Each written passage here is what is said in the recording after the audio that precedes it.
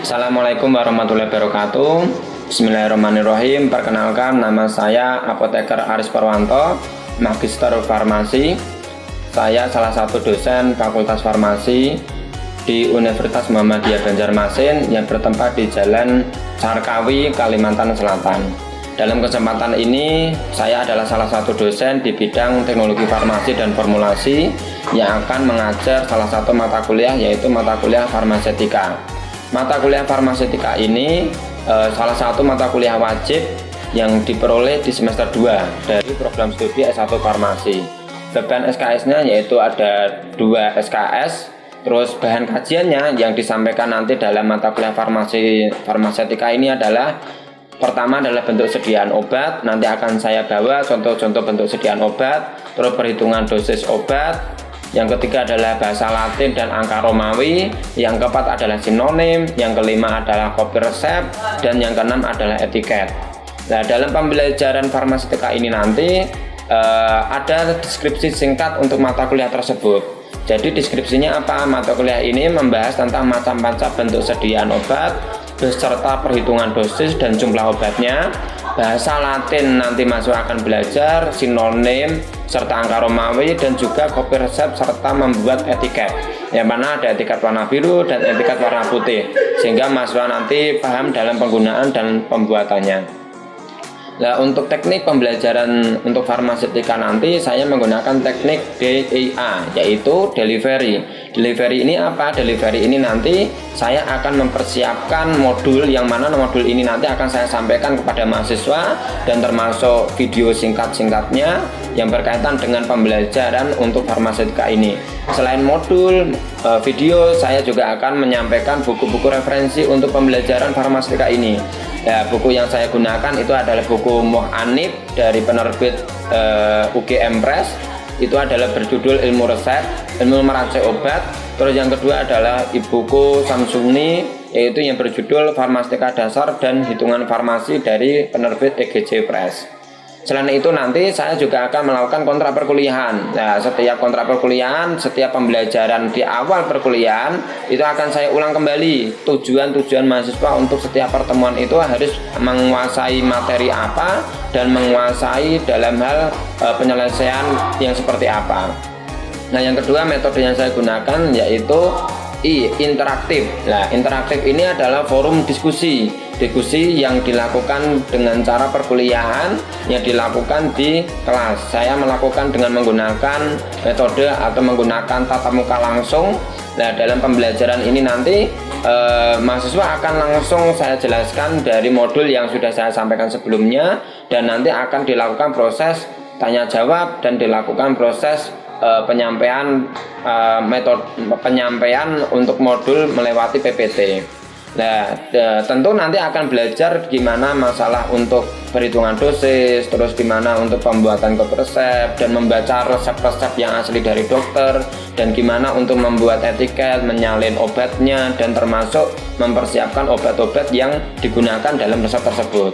Dan yang ketiga yaitu asesmen. Asesmen ini adalah bagian dari proses evaluasi pembelajaran. Evaluasi pembelajaran di sini nanti akan saya kasih kasus-kasus dalam materi yang sudah saya sampaikan sebelumnya, dan termasuk nanti saya akan memberikan kuis. Mungkin 3 kali pertemuan nanti akan saya kasih kuis, dan pertemuan terakhir yang ke-6 kalinya mungkin akan saya juga kasih kuis sebelum dilakukan proses ujian.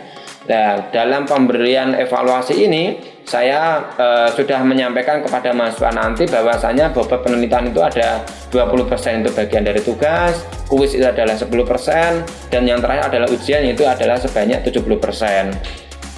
Untuk rewardnya nanti apabila mahasiswa aktif dalam bertanya, aktif dalam berdiskusi, dan cepat dalam menjawab dari tugas saya, biasanya akan saya kasih nilai tambah. Nah, nilai tambah yang nantinya bagian dari nilai akhir pembelajaran evaluasi ini.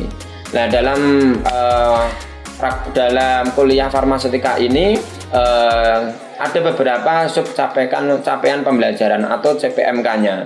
Ada 5 CPMK. Yang pertama adalah mahasiswa mampu menjelaskan tentang resep, terus mahasiswa mampu mengerti bahasa Latin dalam resep, mampu memahami macam-macam sediaan obat, mampu menghitung dosis obat dalam serbuk, dosis obat dalam cairan, dan mampu membuat etiket dan kopi resep, dan termasuk menghitung jumlah obat-obat yang digunakan atau dipersiapkan dalam resep tersebut.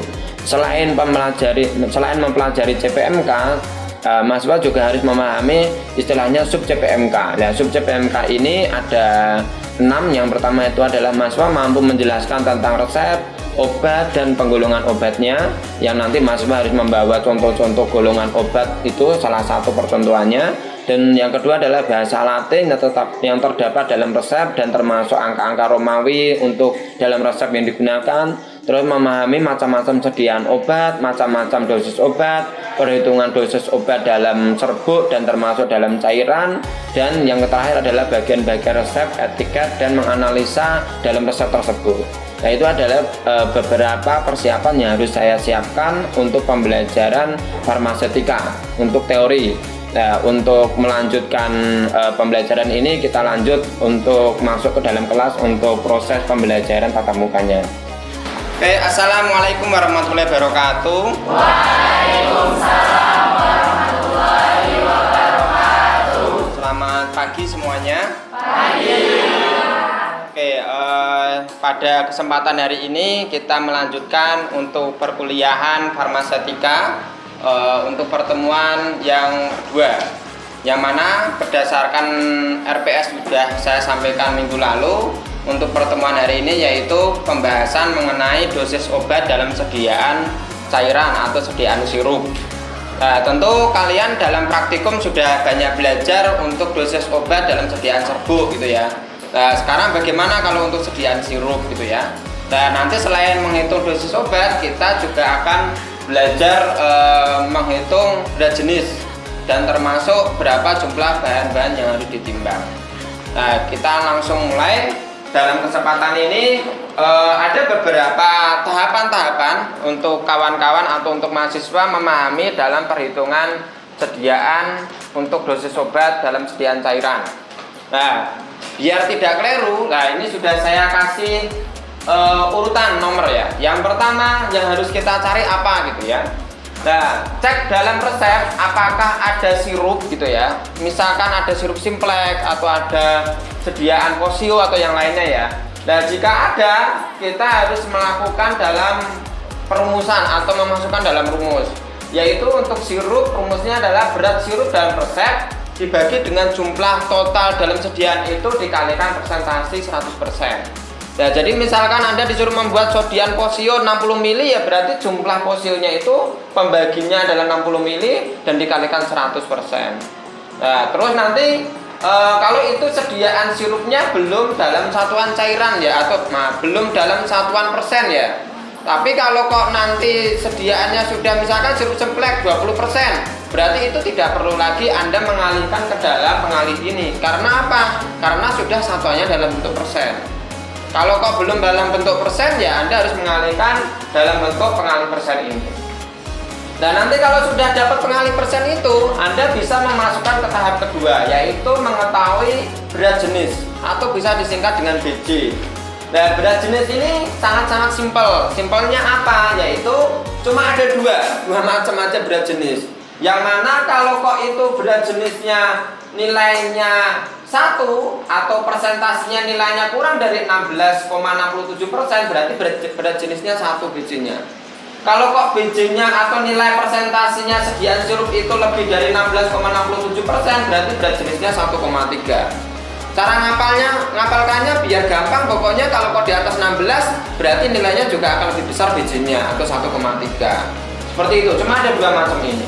Nah, kalau sudah Anda peroleh berat jenisnya dua macam ini, kita langsung masuk ke tahap yang ketiga, yaitu apa? Menentukan volume larutan. Volume larutan, ya, kita menentukan volume larutan dengan rumus gimana? Yaitu berat larutan dibagi dengan berat jenis.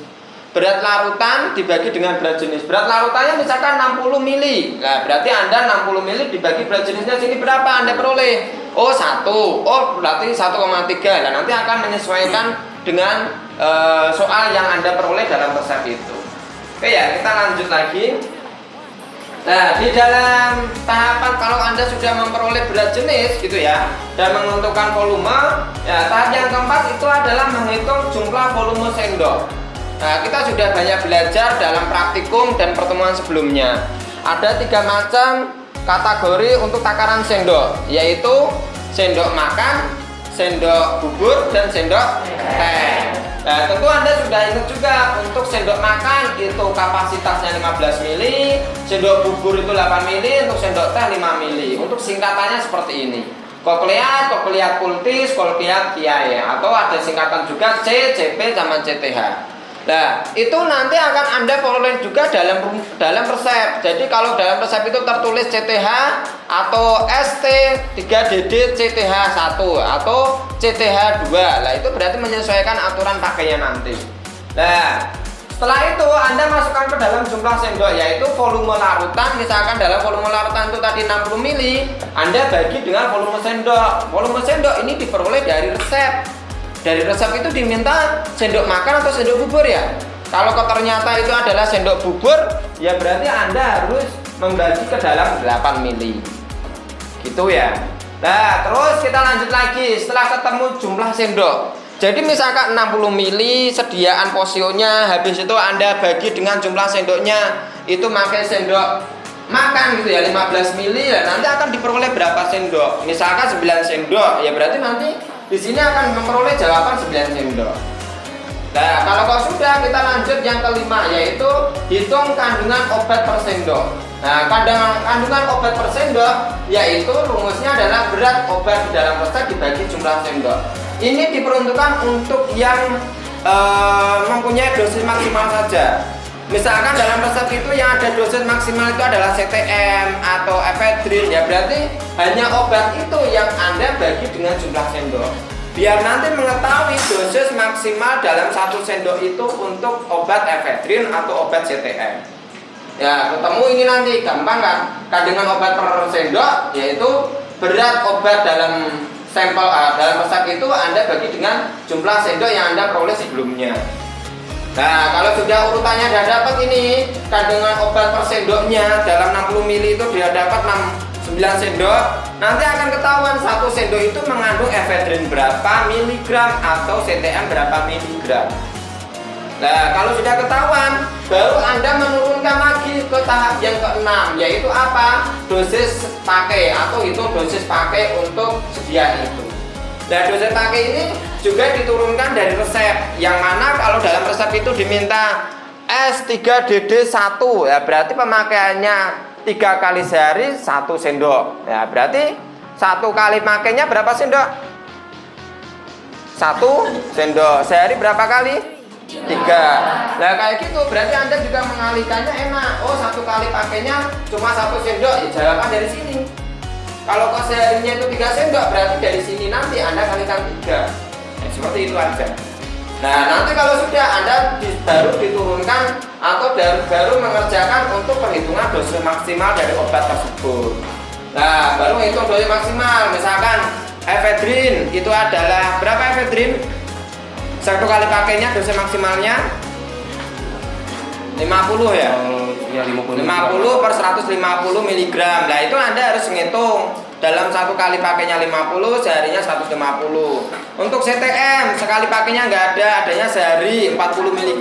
Nah, nanti baru Anda hitung dulu itu. Sama seperti biasa ngitungnya dengan menggunakan rumus Young atau Dilling, melihat juga usia pasiennya berapa, 7 tahun. Oh, kalau kok 18 tahun gimana rumusnya? 18 per 20 kalikan efedrin misalkan tadi 50, 1 kali pakainya. Nah, seperti itu biasa. Nah, nanti kalau kok sudah dapat, baru Anda hubungkan dengan sediaan yang Anda peroleh di sini. Nah, kita lanjut lagi ya.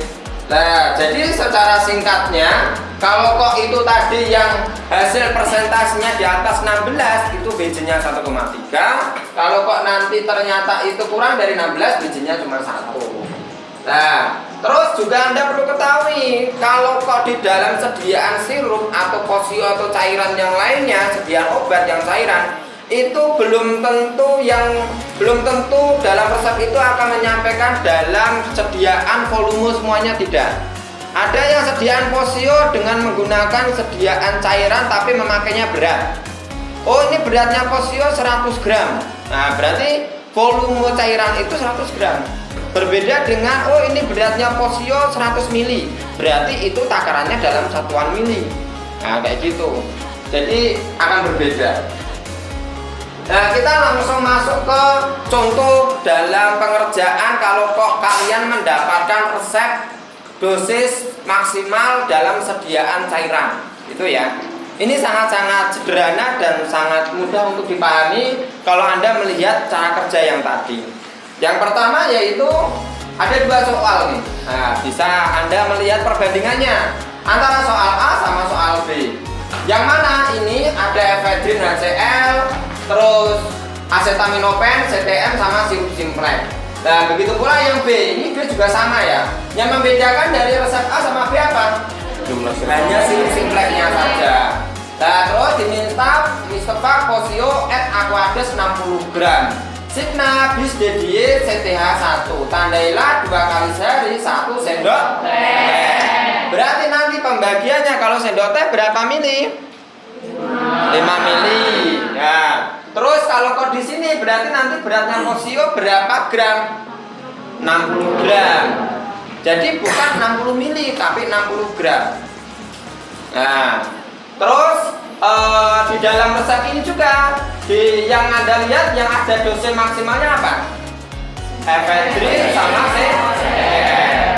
Nah, seperti yang tadi saya jelaskan di awal, kita lihat ada sirup simplex gitu ya. Sirup simplex dilihat dulu satuannya.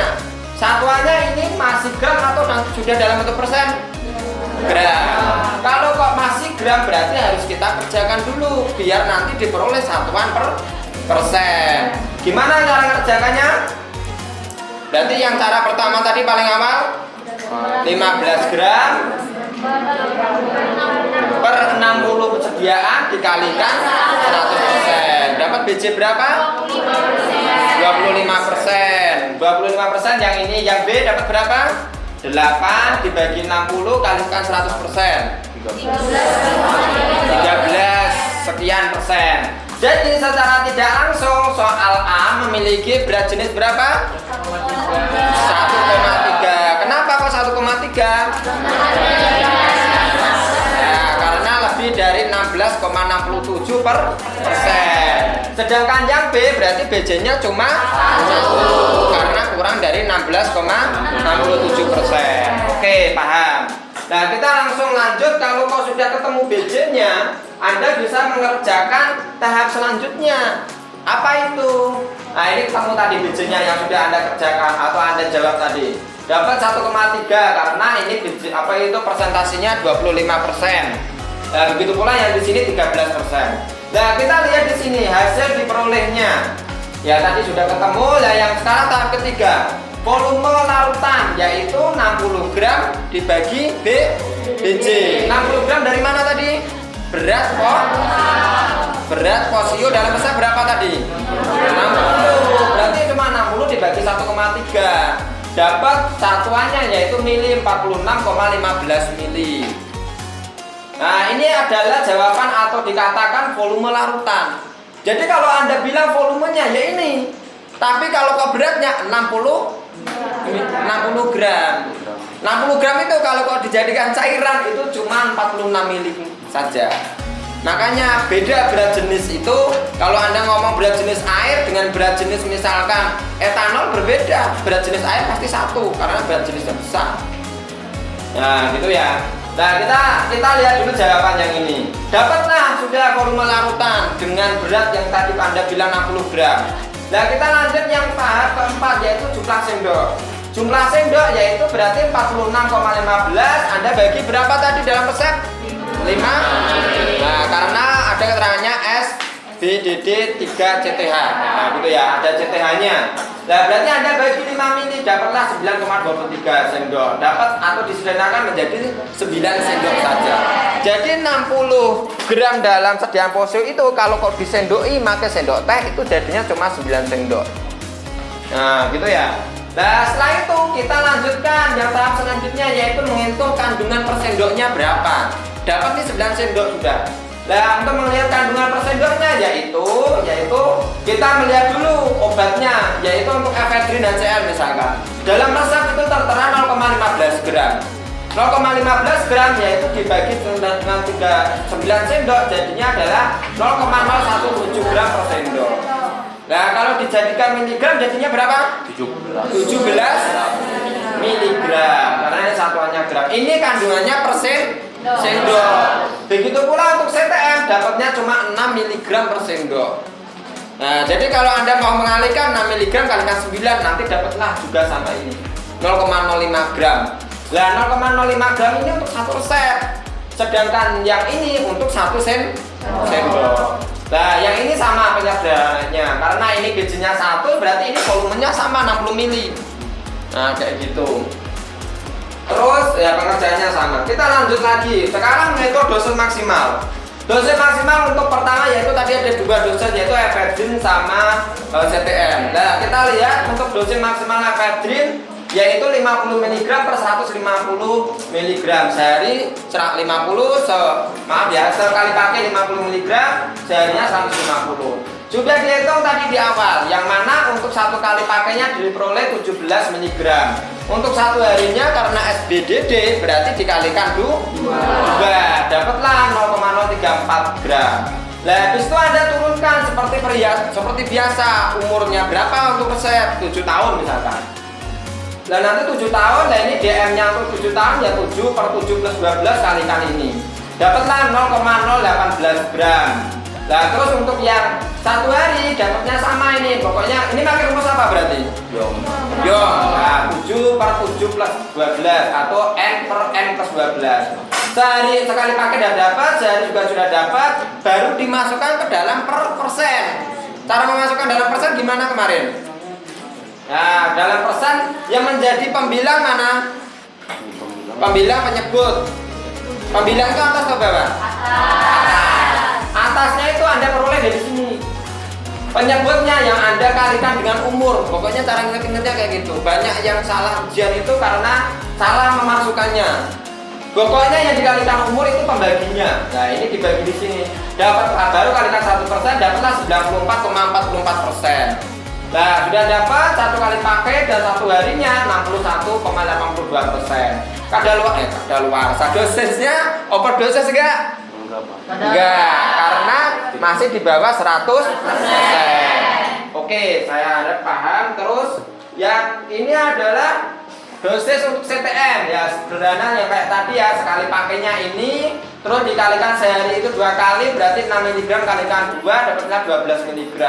Baru Anda menggunakan rumus Young 7 per 7 plus 12 kalikan 40 sama kayak biasa. Baru nanti mendapatkan persentase dosis yaitu 12 dibagi 14,73 mg kalikan 100% dapat 81,46%. Overdosis enggak? Berarti itu sediaannya aman untuk diminum oleh pasien umur 7 tahun. Nah, untuk penimbangannya seperti apa? Penimbangannya biasa. Karena itu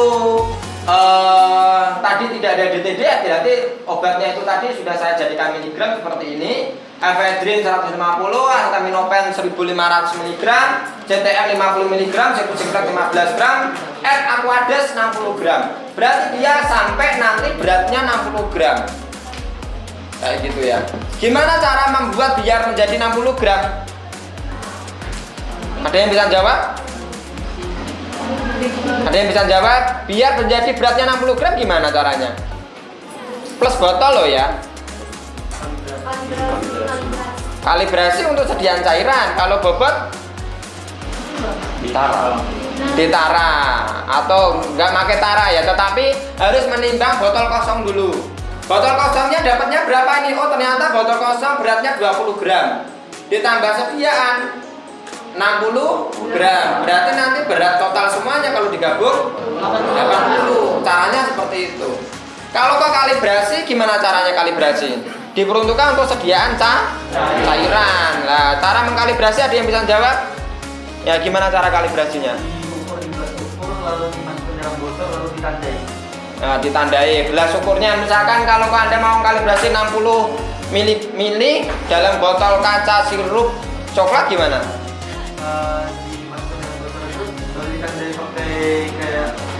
kertas ataupun apa? Di pack. Ya.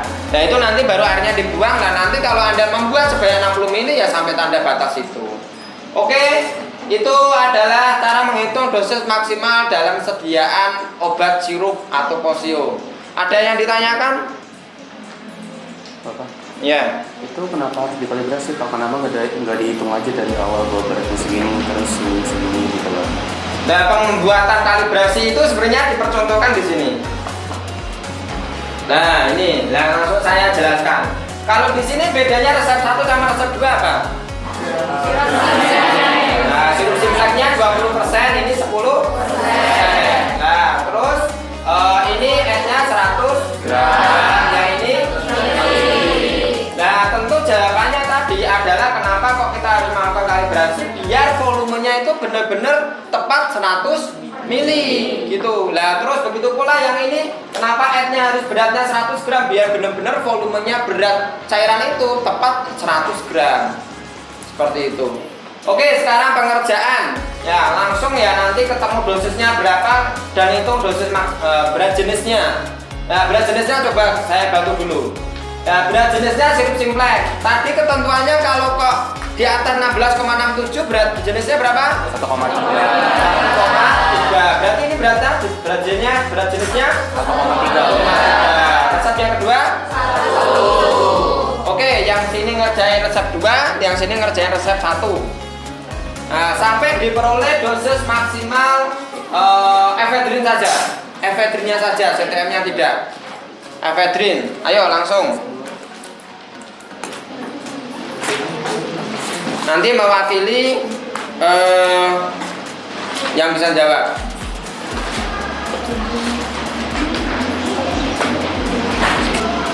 BJ sudah ketemu tadi 1,3, volumenya ada ketahuan 100 gram. Ini S3DD CTA1, berarti pakai 1 sendoknya, sendok apa? Teh. Pembaginya adalah 1 sendok teh. Dan pemakaiannya 1 kali pakainya 1 sendok aja, tidak 2 sendok. Dan seharinya 3 kali sehari. Umurnya 15 tahun. Oke, ada yang sudah selesai? Ya, Pian. Menjawab yang resep 1. Volume larutan 100 gram per 1,3 mili sama dengan 76,92 mili. Ya, terus? Jumlah sendoknya 76,92 mili per 5 mili sama dengan 15,38 sendok teh. Totalnya berarti berapa sendok? 15 sendok. 15 sendok. Sendok teh ya tadi ya, terus? Kandungan obat Efedrin NaCl-nya berapa? 0,12 gram per 15 sendok sama dengan 0,008 gram atau 8 mg. Berarti per sendok CTH kandungan efedrinnya berapa miligram? 8 mg per sendok. Nah, dengan total sendoknya berapa tadi? 15 sendok. Oke, setelah itu Pian turunkan ke dosis maksimal efedrin NaCl. Ya, lanjut yang menghitung dosis Pian. Jadi tadi sudah diketahui jawabannya 15 sendok dengan berat 1 sendok untuk kandungan efedrin berapa tadi? 12 ya? Ya, jawabannya untuk dosis maksimalnya berapa untuk 1 kali pakai efedrin? 1 kali pakainya sama dengan dibagi 20 dikali 0,050 sama dengan 0,0375 gram. Nah, langsung persennya aja. DM 1 kali pakai persennya 21 per 33%. 21,33%. Seharinya Seharinya sama dengan 21 per 21,33%. 21,33%. Oke, berarti tidak overdosis ya. Ya, untuk CTM nanti bisa dikerjakan di rumah. Dan ini ada tugas kalian di rumah ya. Nanti akan saya bagikan ke kalian ke apa itu sipennya kelas untuk farmasetika, bisa dikerjakan dan bisa kita diskusikan minggu depan. Oke, ada yang pertanyaan hari ini? Jelas ya semuanya ya? Mungkin itu aja untuk pertemuan hari ini, saya cukupkan. Wassalamualaikum warahmatullahi wabarakatuh. Waalaikumsalam warahmatullahi